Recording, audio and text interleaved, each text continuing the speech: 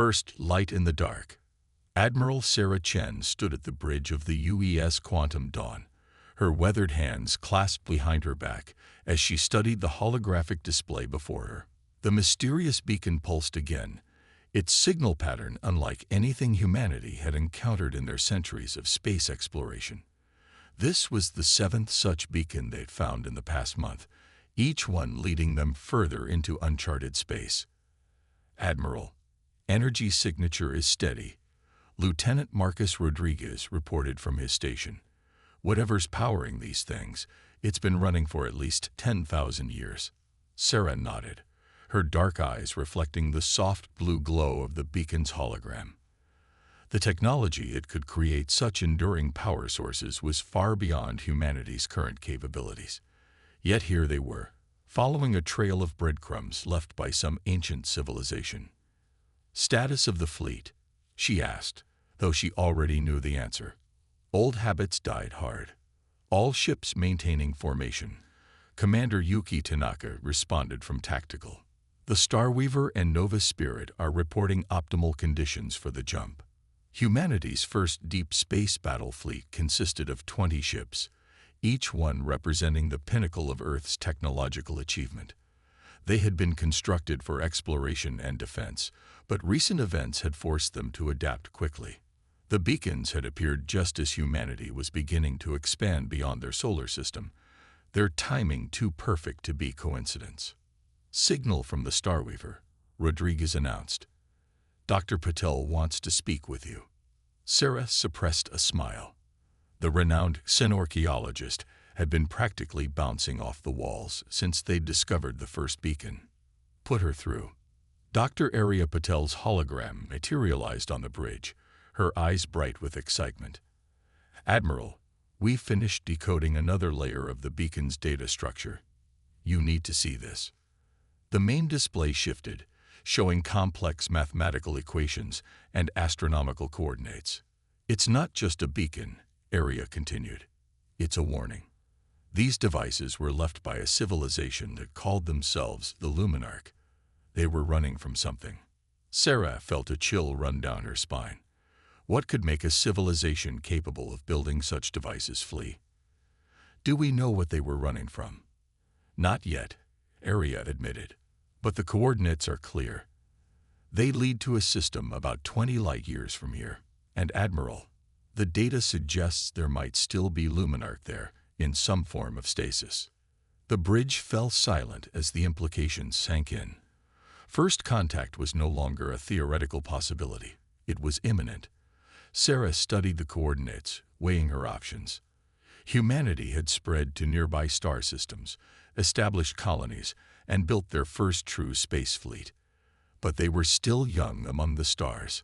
Commander Tanaka, alert all ships. We'll make the jump in 1 hour. Sarah turned to face her crew. Whatever we find at those coordinates, it could change everything we know about our place in the universe. Let's make sure we're ready. The next hour passed in a flurry of activity as the fleet prepared for the jump. Sarah used the time to record her log, documenting their decisions and findings. If something went wrong, Earth would need to know what they'd discovered. As the jump countdown began, Sarah thought about the path that had led them here. Humanity had dreamed of the stars for millennia, and now they were about to meet those who had come before them. The question was, would they find friends, enemies, or something else entirely? Jump preparations complete, Rodriguez announced. All ships report ready. Sarah took a deep breath. Begin the countdown. Let's see what the Luminarch left for us to find. The jump engines hummed to life, their distinctive resonance filling the ship. The view outside the bridge windows shifted as space itself seemed to bend. Sarah had made hundreds of jumps before, but this one felt different. They weren't just traveling through space.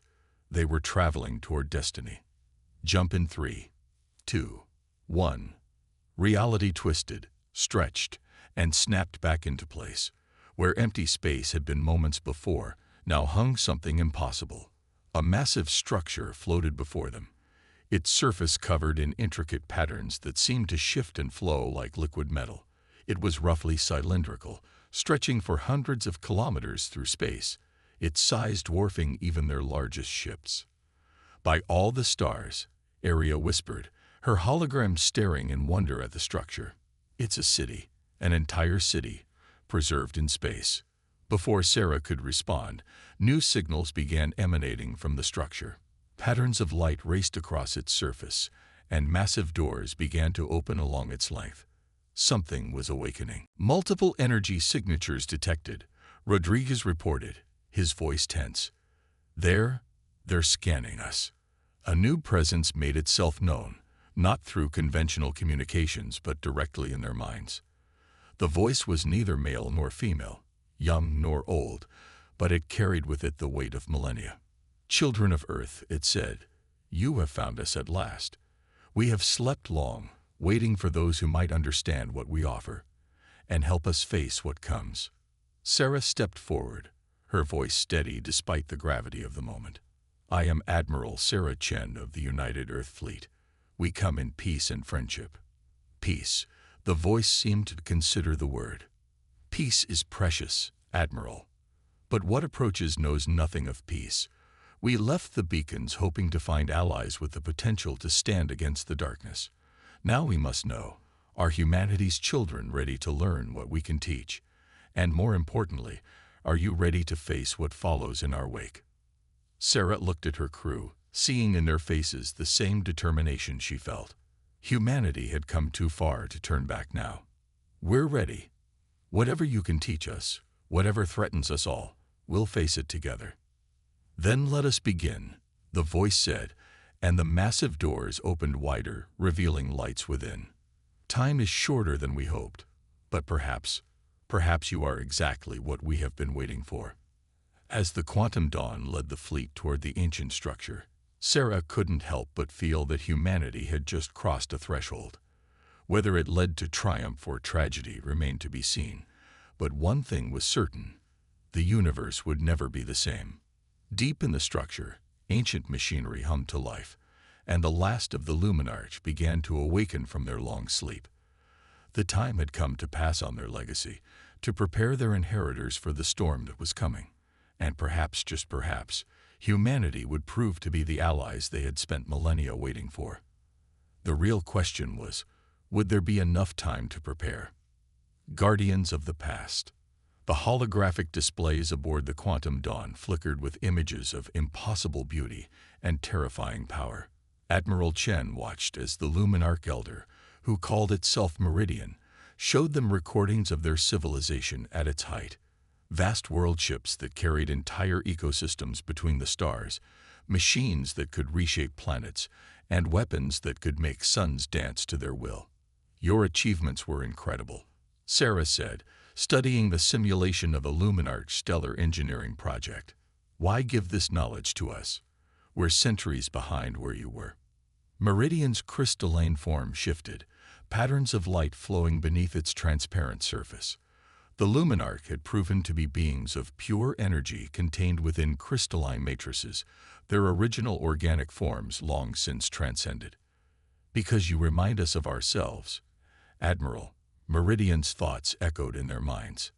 "Young, curious, determined, but most importantly, adaptable.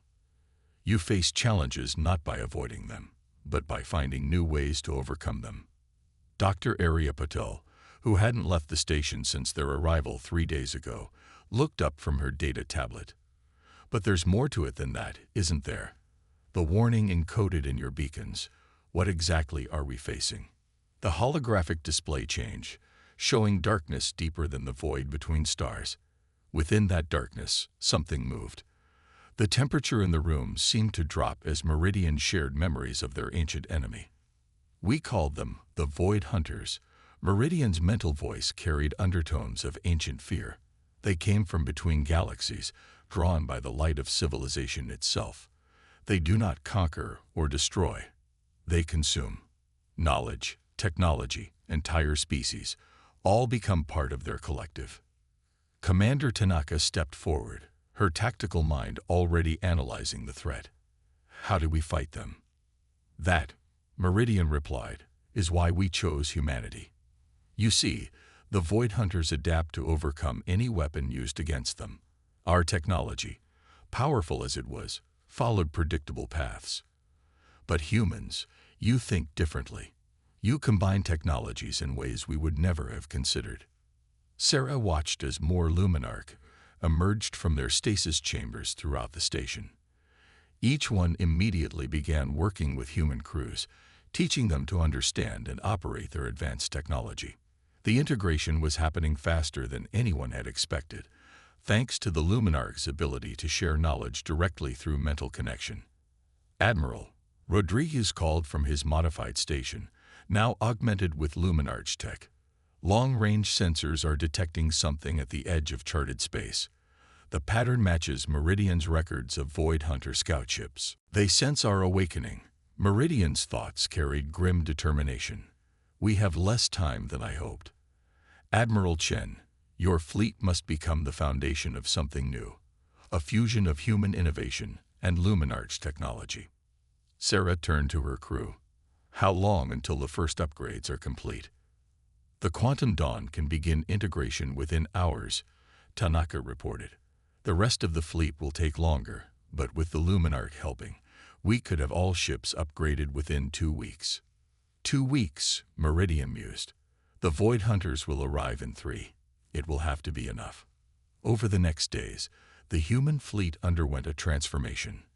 Luminarch crystal matrices merged with human technology, creating hybrid systems that neither species could have developed alone.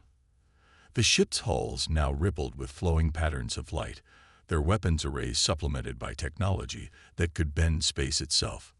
But more remarkable was the change in the crews. The mental connection with the Luminarch had expanded their consciousness, allowing them to interface directly with their ship's systems. Yet they remained distinctly human, their unpredictability and creativity now enhanced rather than suppressed. The integration is complete, Arya announced one morning, her eyes glowing faintly with the neural interface's power. But there's something else in the data archives, something the Luminarch haven't shared yet. Sarah found Meridian in the station's central chamber, surrounded by swirling holographic displays.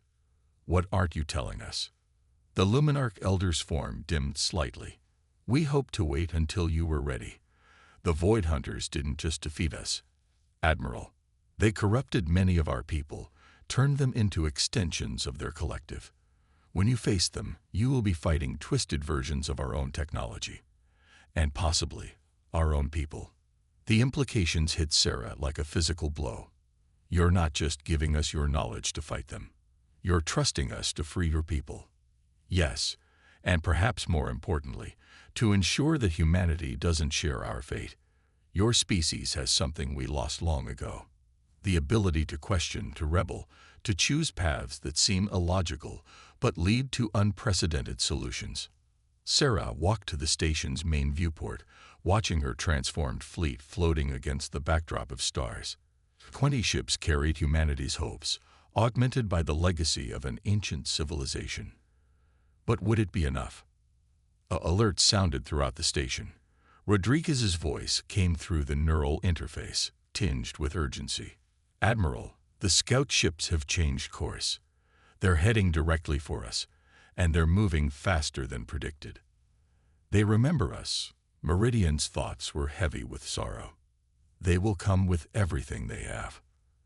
Sarah straightened her uniform, a curiously human gesture that brought a flicker of appreciation from Meridian. Then we'll be ready for them. Humanity didn't come this far to fall at our first real test. As she headed back to the Quantum Dawn, Sarah felt the weight of 2 civilizations' hopes resting on her shoulders. The Luminarch had given them everything they could. Now it was up to humanity to prove they were worthy of that trust. The void between stars seemed to darken, as if anticipating the clash to come. Humanity's first true test against the cosmos was approaching, and failure meant not just defeat, but absorption into a collective that would use their own strength against everything they held dear. The countdown to war had begun. The price of knowledge. The Quantum Dawn's engine core pulsed with new power, crystalline matrices intertwined with human engineering in ways that defied conventional physics. Admiral Chen felt the ship's consciousness brush against her mind, no longer just a vessel, but a living entity born from the merger of two civilizations' technologies. Engineering reports all systems nominal, Commander Tanaka reported, her neural interface glowing softly. The Dawn's power output is 500% above original specifications, and that's just with the preliminary upgrades. Sarah nodded, feeling the truth of it through her own connection to the ship. Around them, the other 19 ships of the fleet underwent similar transformations, but time was running out. They approached faster than we anticipated. Meridian's thoughts reached them from the station. The Void Hunters remember our signature. They hunger for what we kept from them. Dr. Patel's hologram appeared on the bridge, her expression grave. Admiral, I finished analyzing the detailed scans of the approaching ships. The Luminarch weren't exaggerating. These vessels appear to be made of consumed civilizations, technology and consciousness twisted together into something wrong. The main display showed the enemy fleet, 50 ships of various sizes, each one a dark reflection of countless conquered species' achievements. Their surfaces writhed with unnatural movement, as if the ships themselves were alive and in constant agony. How do they fight? Sarah asked, studying the tactical projections. Like a virus, Meridian explained. They don't just destroy. They infect, corrupt, and absorb. Every ship they take becomes part of their fleet. Every mind they capture joins their collective. Lieutenant Rodriguez spoke up from his station, his voice tense. Admiral, I'm detecting quantum communications between the enemy ships. They're adapting already, changing their configuration to counter our Luminarch upgrades. Then we'll have to change faster, Sarah replied. She turned to address her crew. The Void Hunters expect us to fight like the Luminarch. They're preparing for the logical, the predictable. Let's show them how humans wage war. Over the next hours, the fleet began implementing modifications that made the Luminarch observers pulse with surprise. Humans took their gifted technology and used it in ways its creators had never imagined. The Nova Spirit's crew discovered they could use the crystalline matrices to create quantum duplicates of their ship, perfect decoys that could confuse enemy targeting systems. The Starweaver's engineers found a way to weaponize the neural interface itself, developing programs that could disrupt the Void Hunters' collective consciousness. Fascinating, Meridian observed as it watched humans reshape Luminarch technology. You take our tools and turn them into something new entirely. But there is a cost to wielding such power so quickly. Sarah felt it. The strain of containing so much knowledge, so much power, within human minds and human technology. Crew members reported headaches, nosebleeds, moments of disorientation. The ships themselves groaned under the stress of channeling energies they were never designed to handle. We don't have time to do this carefully, she told Meridian. Every minute we spend perfecting these systems is a minute closer to the enemy's arrival. We'll deal with the consequences later. If there is a later, Meridian's thoughts carried both admiration and concern. But you are right. The Void Hunters must be stopped here, or they will consume your civilization as they tried to consume ours. Dr. Patel's research team made another breakthrough, discovering that the Luminarch's quantum messaging system could be modified to carry devastating computer viruses.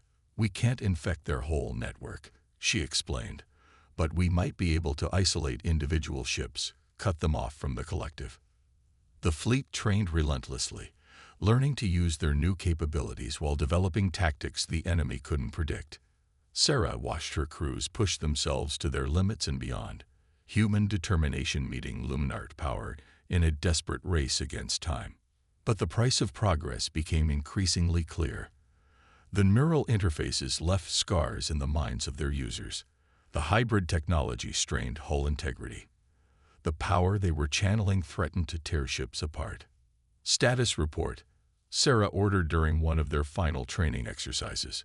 17 ships combat ready, Tanaka reported. The Celestial Guard and Hyperion are still undergoing emergency repairs. Their crews, she hesitated. The neural load was too much for some of them.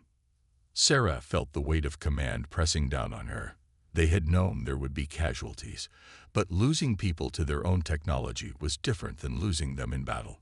Every crew member who burned out under the strain of the upgrades was one less defender against the coming storm. They approached the outer marker. Meridian announced, "Less than 6 hours remain." The Admiral stood at her viewport, watching her transformed fleet. The ships no longer looked human. Their hulls rippled with crystalline patterns. Energy coursed through them like blood through veins, and each one pulsed with power that could reshape reality itself.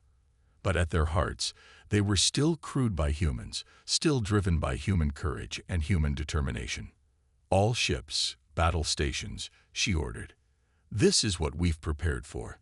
The Void Hunters think they're facing desperate prey, easy to consume and absorb. Let's show them what happens when humanity stands its ground. As the fleet moved into formation, Sarah felt the neural interface pulse with the combined determination of her crews. They were wounded, strained, pushing technology beyond its limits. But they were ready. The Void Hunters thought they were hunting weakened Luminarch survivors. Instead, they would face something unprecedented. Human ingenuity armed with the power of gods. The final hours ticked away as humanity prepared for its first true interstellar war. In the distance, the enemy fleet approached like a cancer in space itself, hungry to consume all they had built. But for the first time since they fled, the Luminarch felt something they had almost forgotten: hope. The battle for two civilizations was about to begin. When stars tremble, space distorted as the Void Hunters' fleet dropped out of faster-than-light travel, their ships looking like wounds in reality itself. Admiral Chen watched through the Quantum Dawn's enhanced sensors as 50 vessels of corrupted technology spread out in attack formation. Their surfaces writhed with unnatural movement, each ship a twisted amalgamation of countless consumed civilizations. "All ships, execute pattern Sigma," Sarah commanded through the neural interface. "Remember your training. We fight as one." The human fleet responded instantly, their crystalline enhanced hulls gleaming against the darkness. 17 ships moved in perfect synchronization, their crews linked through a network of consciousness that rivaled the Void Hunters' own collective. The enemy struck first. Beams of dark energy lanced out, targeting the Quantum Dawn. But the humans had been waiting for this. "Now," Sarah ordered. The Nova Spirit's quantum duplicates shimmered into existence, perfect copies that confused the enemy's targeting systems. The dark energy beams passed harmlessly through holographic ships, while the real vessels struck from unexpected vectors. "They react with surprise," Meridian observed from the station. "Your tactics are unpredictable." The Void Hunters' fleet split apart, trying to encircle the human ships. Their vessels moved with unnatural grace, tentacles of corrupted technology reaching out to grasp and consume. "Launch the virus," Sarah commanded. Dr. Patel's modified quantum message burst from the Starweaver, carrying code designed to fragment the enemy's collective consciousness. 3 Void Hunter ships immediately began moving erratically, their connection to the hive mind temporarily severed. But the enemy adapted quickly. Dark tendrils of anti-energy reached out, seeking to corrupt the human fleet's neural interfaces. Several crew members screamed as the alien presence tried to invade their minds. "Firewall protocols," Commander Tanaka shouted. The Luminarch crystal matrices pulsed with protective energy, shielding human consciousness from the assault. The battle evolved into something beyond traditional space combat. Ships phased in and out of normal space. Weapon systems rewrote the laws of physics, and the very fabric of reality groaned under the strain of powers never meant to coexist. "Multiple hull breaches on the Hyperion," Rodriguez reported. "The hybrid technology is starting to break down under the strain." Sarah felt it through her neural link, the ship and crew fighting to contain energies that threatened to tear them apart. "Hyperion, fall back tow." Her order came too late. The Void Hunters struck with terrible precision, their corrupted technology latching onto the Hyperion's weakened hull. The ship's crystalline matrix flared with desperate resistance, but the enemy's influence spread like a cancer. Hyperion, initiate self-destruct. Sarah commanded. She felt the ship's captain acknowledge through their neural link, felt his grim determination as he gave the order. The Hyperion exploded in a burst of quantum energy, taking 3 Void Hunter ships with it. But Sarah had felt every crew member's death through the neural interface. Their sacrifice would not be in vain. All ships, implement Battle Plan Delta, she ordered. Show them what humanity can do. The remaining human vessels executed a series of maneuvers that defied conventional tactics. Ships jumped in and out of quantum space, using the Luminarch technology in ways its creators had never imagined. The Nova Spirit's quantum duplicates became more than decoys, each one carrying a fraction of real destructive power. The Starweaver's viral attacks evolved, finding new ways to fragment the enemy's collective consciousness. The Void Hunters reeled under the assault, their adaptive abilities struggling to counter tactics that seemed to change with every engagement. But they were far from defeated. More ships emerged from hyperspace, drawn by the psychic screams of their corrupted brethren. "Admiral," Tanaka called out, "enemy reinforcements are targeting the station." Sarah felt Meridian's concern through the neural network. The station contained the last of the Luminarch civilization, their knowledge, their very essence. If it fell, everything would be lost. "Quantum Dawn, prepare for Emergency Protocol Omega," Sarah commanded. All other ships maintained the defensive line. The Dawn's hybrid systems hummed with power as they executed a maneuver that should have been impossible. The ship phased out of normal space, its crystalline matrix redirecting enough energy to temporarily bend reality itself. They reappeared directly in the path of the Void Hunter reinforcements, every weapon system charged beyond safe limits. The enemy ships hesitated, their collective consciousness detecting something new, something dangerous. "Fire everything," Sarah ordered. The Dawn unleashed its full power, combining human and Luminarch technology in ways that violated the laws of physics. Quantum-enhanced plasma beams struck with the force of small supernovas. Viral attacks shattered the enemy's collective consciousness. Reality itself seemed to crack around the points of impact. 4 enemy ships simply ceased to exist, their corrupted technology unable to cope with weapons they couldn't predict or adapt to. The rest scattered, their hive mind momentarily fragmented by the shock of encountering something truly new. But the Dawn was wounded. Warning signals flared across neural interfaces as the ship's hybrid systems began to fail under the strain. Hull integrity dropped to critical levels as the power they had channeled threatened to tear the vessel apart. "Status report," Sarah called out, fighting through the pain of overtaxed neural connections. 8 enemy ships destroyed, Rodriguez reported, his voice strained. "But our crystalline matrix is failing. We can't take another shot like that." Through the neural interface, Sarah felt her fleet's determination. They had bloodied the enemy's nose, shown them that humanity wouldn't be easy prey. But the Void Hunters were regrouping, adapting, preparing for another assault. "All ships, fall back to secondary positions," she ordered. "Prepare for Phase 2. As the fleet regrouped around the station, Sarah felt Meridian's presence in her mind. "You fight unlike any species we have encountered," the Luminarch elder observed. Perhaps there is hope after all." The Void Hunters' remaining ships gathered like storm clouds on the horizon of space. The first battle was over, but the war was far from won. Humanity had proven they could fight back, but victory would require more than just courage and advanced technology. It would require something the enemy couldn't predict or corrupt: the indomitable human spirit. Legacy of Two Worlds. The Quantum Dawn's bridge was eerily silent as Admiral Chen studied the tactical display. 16 ships remained of her original fleet, each one bearing scars from the first battle. The Void Hunters had withdrawn temporarily, but their shadow loomed at the edge of sensor range. 35 vessels of corrupted technology, preparing for their next assault. "Status of the modifications?"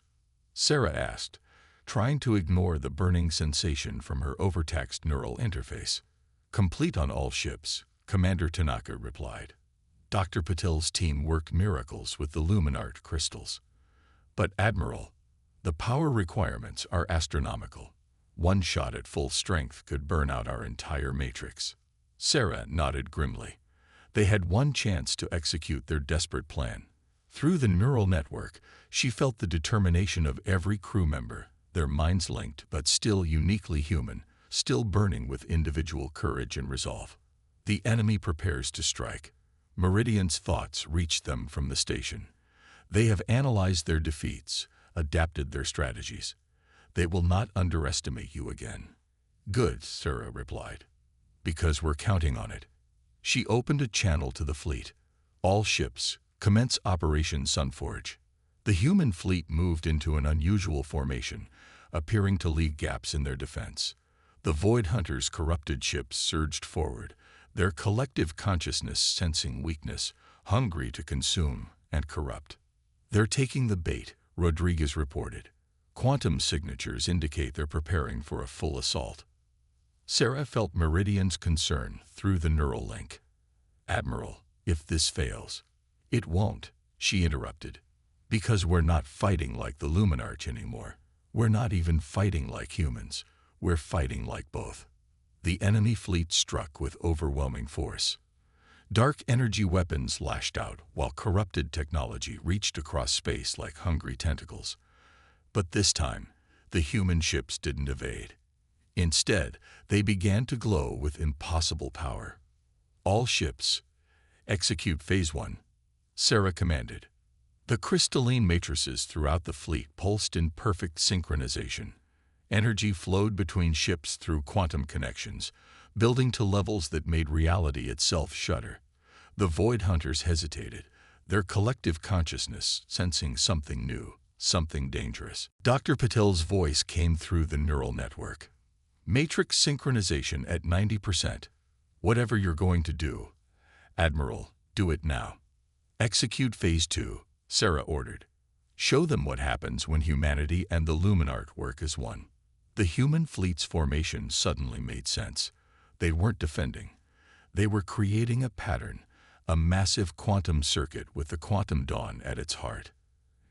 Energy flowed from ship to ship, amplified by the Luminart crystals, shaped by human ingenuity. The Void Hunters realized the trap too late. Their ships tried to withdraw, but the humans had learned from their previous encounters. The Nova Spirit's quantum duplicates herded them into position, while the Starweaver's viral attacks disrupted their retreat calculations. Matrix synchronization at maximum, Tanaka reported. We can't hold this much longer. Sarah stood, feeling the combined power of two civilizations coursing through her neural interface. All ships, fire. The human fleet released their energy as one. But instead of attacking the enemy directly, they created something unprecedented. A quantum resonance field that encompassed the entire battlefield. Within that field, the laws of physics began to change. The Void Hunters' corrupted technology, based on consuming and adapting to normal space, suddenly found itself in an environment where their fundamental principles no longer applied. Their ships began to destabilize, their collective consciousness fragmenting, as reality itself rejected their existence. It's working, Rodriguez shouted. Their quantum signatures are collapsing. Through the neural network, Sarah felt the strain on her ships and crews. The crystalline matrices were burning out, human minds pushed to their absolute limits as they held the quantum field in place. But they only needed a few more seconds. The Void Hunters' fleet began to disintegrate. Ships that had consumed countless civilizations found themselves unable to maintain cohesion in a space that followed new rules. Rules written by the combined genius of humanity and the Luminarch. Remarkable. Meridian's thoughts carried astonishment. You didn't try to destroy them. You changed the fundamental nature of space itself. Even their adaptive abilities cannot cope with that. The enemy ships imploded one by one, their corrupted technology collapsing in on itself. As the last vessel disappeared, the human fleet released the quantum field. Ships went dark as their crystalline matrices burned out, crews exhausted but triumphant. Damage report, Sarah called out. fighting through her own fatigue. All ships reporting critical system failures. Tanaka responded. The matrices are burned out. Neural interfaces are offline. But we're alive, Admiral. We did it. More than that, Meridian added. You have shown us something we had forgotten. That the greatest power comes not from technology alone, but from the spirit that wields it. The Void Hunters couldn't adapt to your tactics because they couldn't understand the human element in your equations. In the days that followed, as ships were repaired and crews recovered, the true magnitude of their victory became clear. The Void Hunters' collective consciousness had been shattered, their ability to consume and corrupt fundamentally broken by exposure to the quantum field. What happens now? Sarah asked Meridian as they stood in the station's observation deck, watching engineering teams begin the process of rebuilding. Now we build something new, the Luminarch Elder replied. Not just a defense against the darkness, but a true fusion of our peoples. You have proven yourselves more than worthy of our legacy. Sarah looked out at her fleet, at the ships that now carried the hopes of two civilizations. The Luminarch crystals would be rebuilt, the neural interfaces refined to be safer, the technology adapted to work in harmony with human bodies and minds. But more importantly, the spirit of cooperation that had achieved the impossible would live on. Together then, she said. Together, Meridian agreed. And let any force that threatens civilization beware.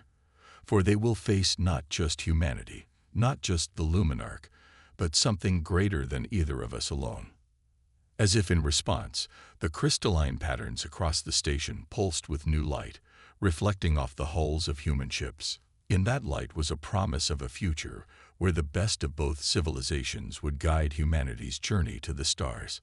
The darkness between galaxies would never again threaten those who chose to light the way forward. For in joining forces, humanity and the Luminarch had created something the Void Hunters could never consume or corrupt: hope.